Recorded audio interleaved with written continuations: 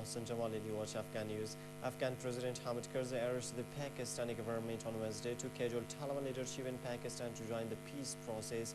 He's speaking in Turkey on the sidelines of trilateral talks hosted by the Turkish president to reduce mistrust between Afghanistan and Pakistan. Karzai urged for Taliban's integration into the peace process. At a news conference in Istanbul, Afghan president also stressed his country will not enter into any partnership that might pose a risk to its neighbors. Karzai was speaking at a regional conference on Afghanistan attended by Indian Foreign Minister S. N. Krishna and their counterparts from France and Germany, among others. U.S. Secretary of State Hillary Clinton had cancelled her trip due to the ill health of her mother, who died on Tuesday. The conference was held early after trilateral talks between Turkey, Afghanistan and Pakistan, where Karzai ruled out resuming peace talks with the Taliban that have been suspended since the assassination of his chief negotiator. The United States should negotiate first with Afghanistan's neighbors before sitting down with the Taliban over how to end the decade-long war, ex-U.S. Secretary of State Henry Kissinger said on Tuesday. In a thinly veiled critique of White House policy, the elder statesman also said Washington had severely curtailed its ability to reach a settlement in Afghanistan due to unnecessarily telegraphing the departure of U.S. troops. Kissinger was telling an audience at a panel discussion at the Woodrow Wilson International Center, a think tank in Washington. Kissinger added that the first negotiation, in his view, ought to be with surrounding countries, including Pakistan, India, and Iran, who are seeking greater influence in Afghanistan as the United States orchestrates its exit. President Hamid Karzai's plan to disband private security companies that protect billions of dollars worth of aid projects and replace them with government forces is fraught with problems and unlikely to meet the president's March deadline to complete the transition, according to a 6-month assessment of the program. The assessment conducted by NATO in the Afghan Interior Ministry outlines dozens of issues that have slowed the development of the new security force and raises questions about the government's capacity to carry out and sustain the program, and others as international aid and military support dwindle in coming years. The report comes as international development companies are becoming increasingly worried about the security of their workers, many of whom are Afghans.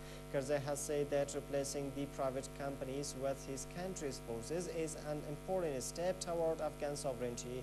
General John R. Allen, the commander of NATO forces in Afghanistan, has also made it a central issue, according to a Western official who spoke on condition of anonymity.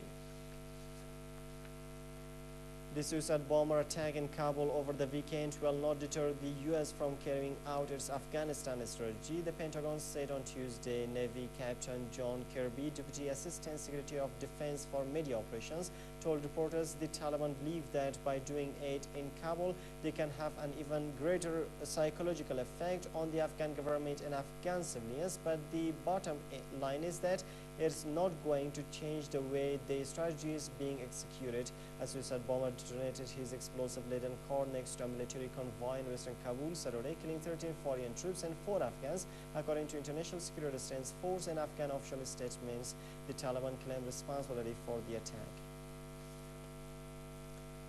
Serbian police said on Tuesday they have detained 74 Afghan and Pakistani migrants and arrested 2 Serbian citizens who tried to organize their illegal entry into European Union countries. The migrants, including 65 Afghan and 9 Pakistani nationals, illegally entered Serbia from Macedonia before the police found them in a truck trailer near Belgrade overnight Monday, the Interior Ministry said in a statement.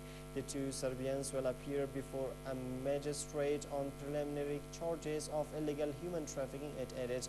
Serbia lies on the so-called Balkans route, often used by criminals to smuggle people, drugs and weapons into the European Union.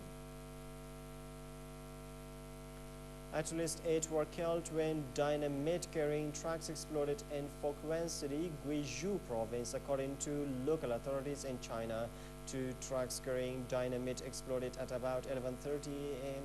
local time on Tuesday near a vehicle testing station of the toll gate in Fakwan city, killing 8 people and injuring 264 others. Windows of nearby houses were shattered everywhere, and cars parked near the site were badly damaged. Local government has allocated 5 million yuan for use to resettle people displaced by damaged houses, treat the injured, and handle post-accident affairs. An investigation of the cause of the explosion is underway.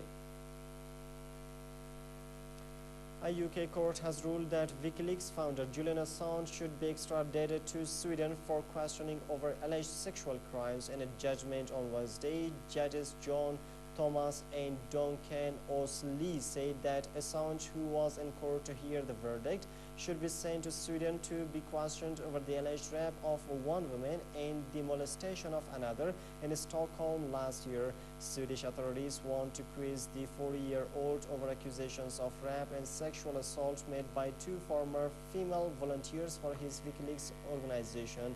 In their ruling, the judges said the decision by Swedish authorities to issue a European arrest warrant could not be said to be disproportionate.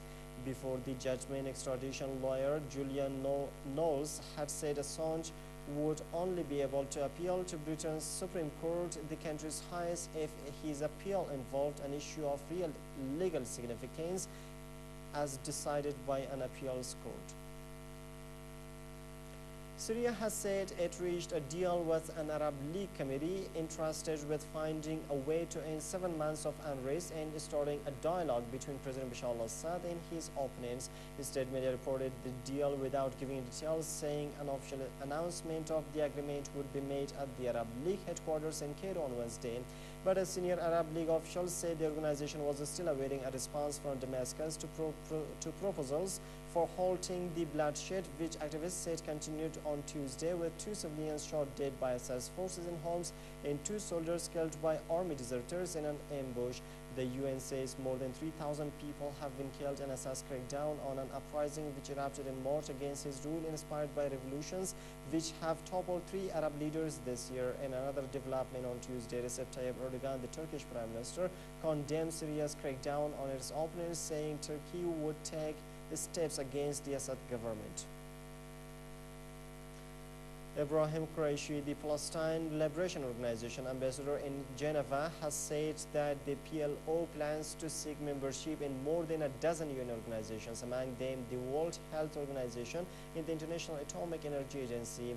His announcement in the Swiss city came one day after the United Nations Educational, Scientific and Cultural Organization voted to admit Palestine as a full member. Qureshi said on Tuesday the PLO had not yet appealed for those additional memberships but planned to do so over the next few weeks. Mahmoud Abbas, the Palestinian president, submitted a request for full membership at the United Nations during the UN General Assembly in September. That's all for now. Thanks for staying with us.